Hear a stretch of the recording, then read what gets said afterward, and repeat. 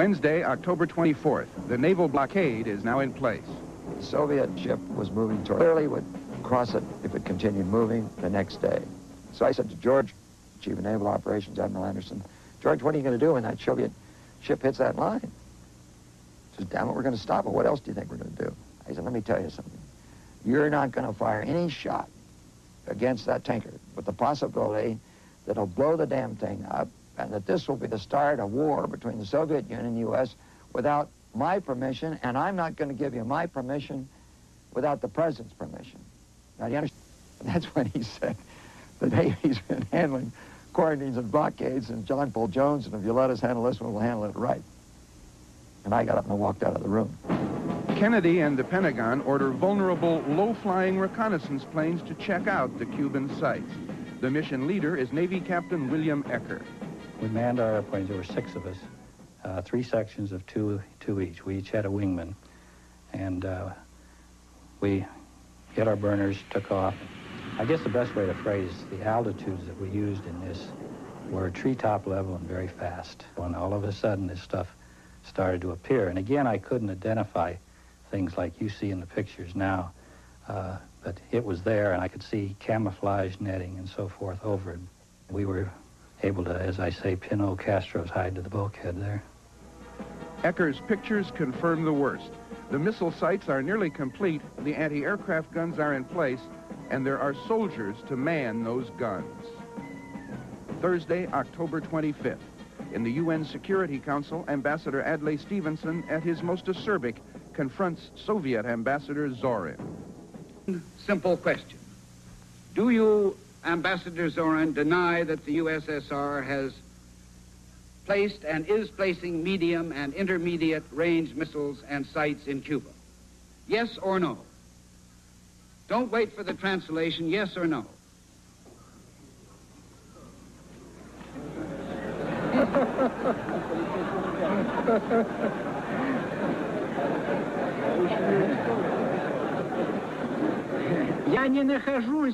I am not in an American courtroom, sir, and therefore I do not wish to answer a question that is put to me in the fashion in which a prosecutor does. In due course, sir, you will have your reply. I'm prepared to wait for my answer until hell freezes over, if that's your decision.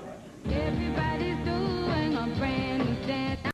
Come on, baby, do the locomotion. I know you. Fear of war is almost tangible. People who didn't know or didn't care where their neighborhood fallout shelters were suddenly are desperate to find out. Wilhelmina Harvey's husband was the mayor of Key West. And the grocery stores were running out of groceries, particularly the little independent groceries, buying as many of the canned goods as we could buy, candles, kerosene for our old kerosene lamps, and it was a crisis in our lives, just as if a hurricane were brewing. There were some railroad tracks that I had to go past every night on my way home. I'd never seen a train. All of a sudden, I see the gates coming to us. What is this? You know? And I was the first one right up against the gate, and as the train came by, it's got tanks and soldiers.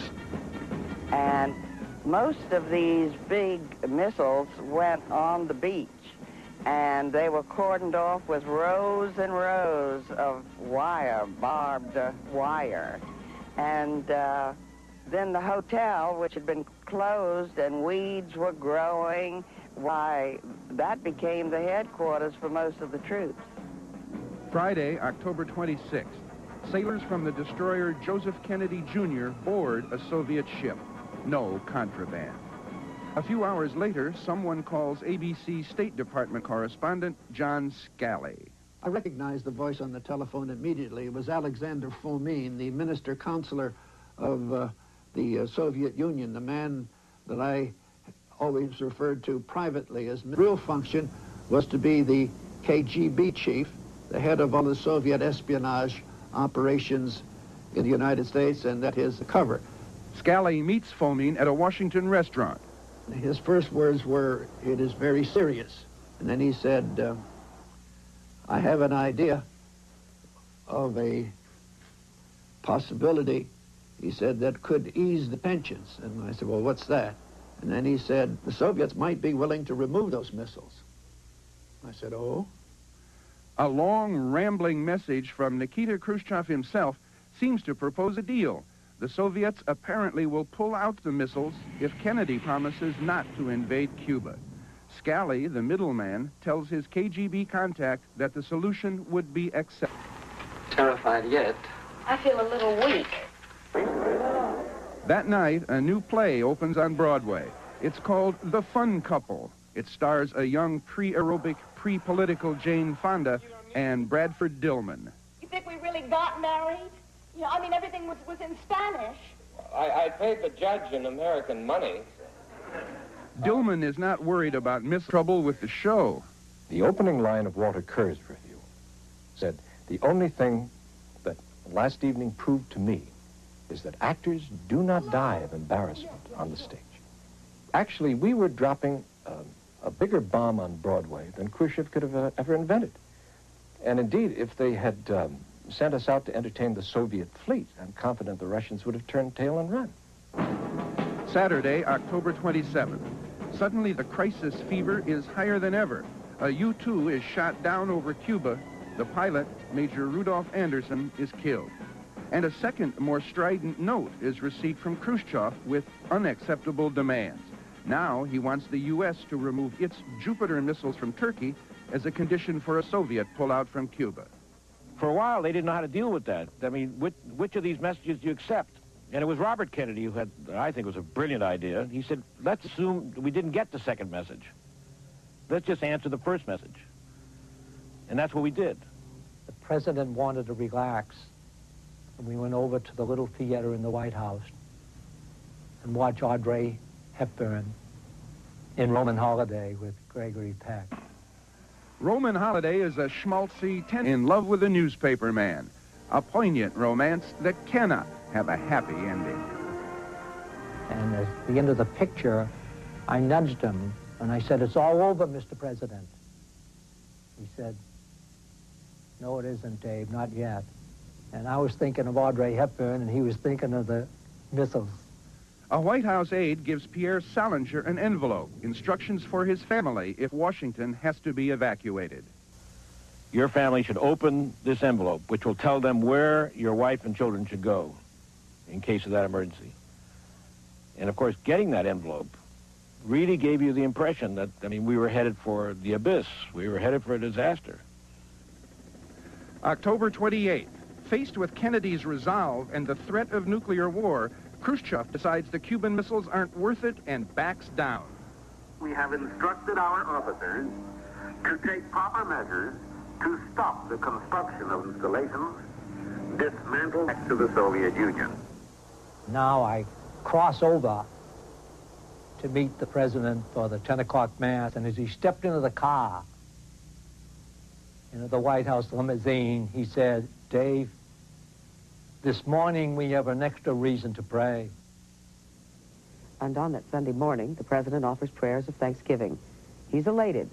He suspects this might be the high point of his presidency, and referring to Abraham Lincoln, he says to Bobby, "This is the night I should go to the theater." Meanwhile, the rest of the country, not knowing the fever has broken, not knowing the crisis has passed, still is praying for deliverance. It will be much later in the day, after Khrushchev's response can be checked and rechecked, before the American people learn that deliverance already has arrived. In that transition between threat and deliverance, the fear does not suddenly vanish. It ebbs like a brackish tide. That same Sunday, when the crisis breaks, a New York newspaper has a special supplement on how to conduct yourself in the event of nuclear attack.